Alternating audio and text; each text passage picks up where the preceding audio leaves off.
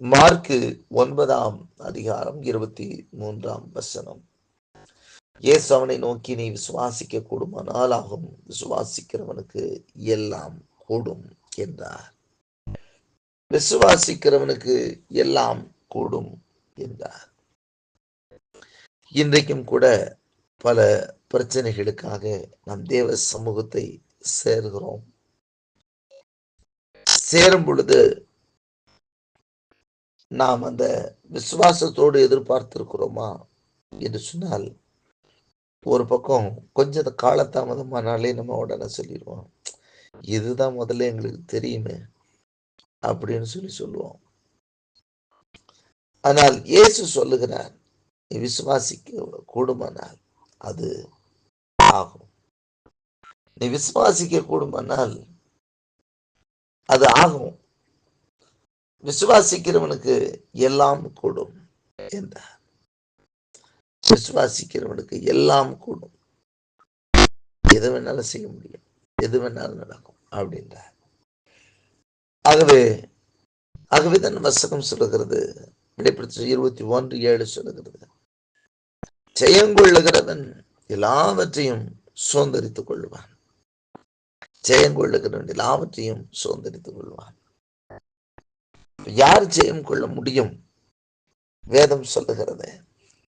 1 யோவான்ல வாசிக்கும் போது, அங்கே நீங்கள் 4ஆம் அதிகாரத்துல பார்க்கும்போது ஆண்டவருடைய வசனம் சொல்லுகிறது, நீங்கள் தேவனால் உண்டாயிருந்து பிள்ளைகளே, நீங்கள் தேவனால் உண்டாயிருந்து அவர்களை ஜெயித்தீர்கள் என்று சொல்லி ஆண்டவருடைய வார்த்தை சொல்லுகிறது. இங்கே தன்னுடைய மகன் பிசாசினால கொடிய வேதனைப்பட்டு கொண்டிருந்த நிமித்தம் இயேசுவினிடத்திலே வருகிறார்கள். அப்பொழுதுதான் போய் கேட்கிறான். அப்பொழுது இயேசு சொன்னார், நீ விசுவாசிக்க கூடுமானால் ஆகும். அதுக்கப்புறம் இந்த தகப்பன் கேட்கிறாரு, ஆண்டவரே என்னுடைய அவிசுவாசம் நீங்கும்படி எனக்கு உதவி செய்யும், அவிசுவாசம் நீங்கும்படி எனக்கு ஜெபம் பண்ணுங்கப்பா. அதற்கு பின்புதான் சொல்ற, விசுவாசிக்கிறவனுக்கு எல்லாம் கூடும். அப்போ ஆண்டவராகிய இயேசு கிறிஸ்துவினை விசுவாசிக்கிறவர்களுக்கு இங்க சொன்னார், பிள்ளைகளை நீங்கள் தேவனால் உண்டாயிருந்து அவர்களை ஜெயித்தீர்கள், ஏனில் உலகத்தில் இருக்கணும் உங்களில் இருக்கிறவர் பெரியவர். நம்மால் ஜெயிக்க முடியும். யார் மேல விசுவாசம் வைக்கும் போது 1 யோவான் 5:4 சொல்லுகிறது, தேவனால் பிறப்பதெல்லாம் உலகத்தை ஜெயிக்கும். நம்முடைய விசுவாசமே உலகத்தை ஜெயிக்கிற ஜெயம். நம்முடைய விசுவாசமே உலகத்தை ஜெயிக்கிற ஜெயம். ஆகவேதான் இயேசு சொன்னார், விசுவாசிக்கிறவனுக்கு எல்லாம் கூடும். இந்த உலகத்திலே எதையும் வெற்றி கொள்ள முடியும், தேவனை நாம் விசுவாசிக்கிற விசுவாசத்தினாலே. அந்த 1 யோவான் 5:5 சொல்லுகிறார், இயேசுவானவர் தேவனுடைய குமாரன் என்று விசுவாசிக்கிறவனே அன்றி உலகத்தை ஜெயிக்கிறவன் யார்? இயேசுவானவர் தேவனுடைய குமாரன் என்று விசுவாசிக்கிறவனே அன்றி உலகத்தை ஜெயிக்கிறவன் யார்? கர்த்தருக்கு மகிமை உண்டாகட்டும். அப்போ இயேசு கிறிஸ்துவ விசுவாசிக்கிறவனே இந்த உலகத்தை ஜெயிக்க முடியும் என்பதை சொல்லுகிறதை நாம் பார்க்கிறோம். அவரை விசுவாசிக்கிறவனுக்கு எல்லாம் கூடும். ஆகவேதான் இயேசு அநேக காரியங்களில சொல்றதை பார்க்கிறோம். என்னை விசுவாசிக்கிறவன் மரித்தாலும் பிழைப்பான். இதை செய்ய எனக்கு வல்லமை உண்டு என்று விசுவாசிக்கிறாயா? அப்படின்னா உனக்கு இந்த அற்புதம் நடக்கும். ஆமாண்டவரே அப்படின்னு சொல்லும் போது குஷ்டரோகம் நீங்குகிறது, கண் பார்வை அடைகிறார்கள், வியாதிகள் நீங்குகிறது, நீண்ட நாள் வியாதிகள் நீங்கி சுகமடைகிறார்கள். எந்த சூழ்நிலையும் மாற்ற வல்லமுள்ளவர். அவர் மீது நாம் வைக்கக்கூடிய அசைக்க முடியாத ஒரு விசுவாசம். ஆகவேதான் அப்போஸ்தலனாகிய பவுல் ரோமர் 8ஆம் அதிகாரத்தில் எழுதும் பொழுதுறார், நம்முடைய இயேசு, அதாவது நம்மிலே அன்பு கூறுகிறவர்களாலே நாம் முற்றிலும் ஜெயங்கொள்ளுகிறவர்களாய் இருக்கிறோம் என்று. நாம் எவரை விசுவாசிக்கிறோமோ அவர் மீது நாம் அன்பு கூர்ந்து அவர்களே நாம் நிற்கும் பொழுது முற்றிலும் ஜெயங்கொள்ளுவராய் இருக்கிறோமா. 1 கொரிந்தியர் 15ஆம் அதிகாரத்தில் சொல்லுகிறார், இயேசு கிறிஸ்துவின் நாமத்தினாலே நமக்கு ஜெயம் கொடுக்கிற தேவனுக்கு ஸ்தோத்திரம் என்று சொல்லி.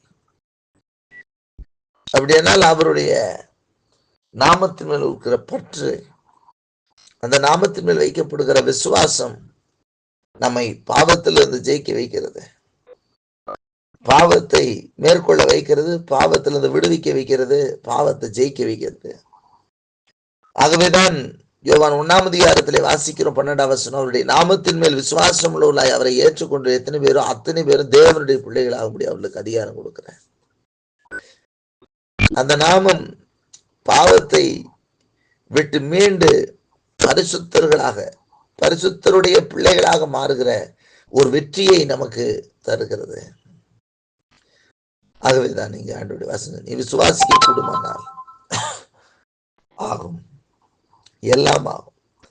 விசுவாசிக்கிறவனுக்கு எல்லாம் கூடும். விசுவாசிக்கிறவனுக்கு பாவத்திலிருந்து மீண்டு வர முடியும். ஆண்டவராய் இயேசு கிறிஸ்து தேவனுடைய குமாரன் என்று விசுவாசிக்கிறவனுக்கு பாவத்திலிருந்து விடுதலையாக முடியும், பாவத்தை ஜெயிக்க முடியும். ஆண்டவராய் இயேசுவின் நாமத்தினால நமக்கு அவர் ஜெயம் கொடுக்கிறவர். சாப கிரியைகள்ல இருந்து வெளியே வர முடியும், பிசாசின் வல்லமைகளை மேற்கொள்ள முடியும்.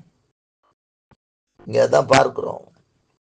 மார்க் 9 வாசிக்கும் போது 23ஆம் வசனத்துல அந்த தகப்பன் தன்னுடைய பிள்ளை பிசாசினால பாதிக்கப்பட்டிருக்கிறத பார்க்கணும்.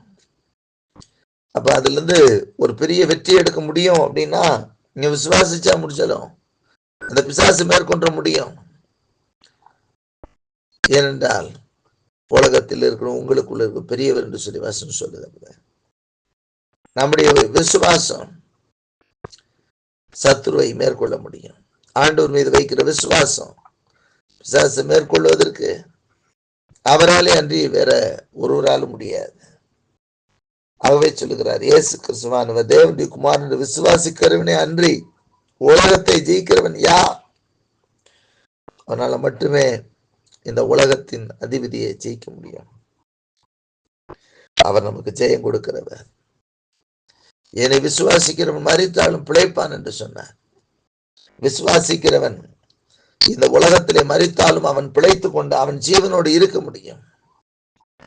நித்திய காலமாக ஆண்டவராய் இயேசு கிறிஸ்துவோடு கூட அந்த பரலோகத்திலே ஜீவனுள்ள ஒரு தேசத்திலே வாசம் பண்ண முடியும்.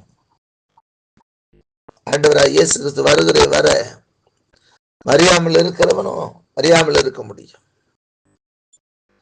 இயேசுடைய வருகையில் அவன் மறுரூபமாக்கப்படுவான். கர்த்தருக்கு மகிமை உண்டாகட்டும். இதனாலும் கூட ஆண்டவராகிய இயேசு கிறிஸ்துவின் நாமத்தை விசுவாசிக்கிற நாமே ஜெயிக்கிறவர்களாய் இருக்கிறோம். நமக்கு எல்லாம் கூடும். விசுவாசிக்கிறவனுக்கு எல்லாம் கூடும். ஆண்டவராய் இயேசு கிறிஸ்துவின் நாமத்தை விசுவாசிக்கிறவனுக்கு எல்லாம் கூடும். பிதாவினிடத்தில் அனுகிரகம் உண்டாயிருக்கும், பரிசுத்த ஆவியினான பலன் உண்டாயிருக்கும், தேவனுக்கு மகிமை உண்டாயிருக்கும். ஆகவே ஆண்டவருடைய வார்த்தையின்படி விசுவாசிக்கிறவனுக்கு எல்லாம் கூடும். விசுவாசிக்கிறவனுக்கு எல்லாம் கூடும்.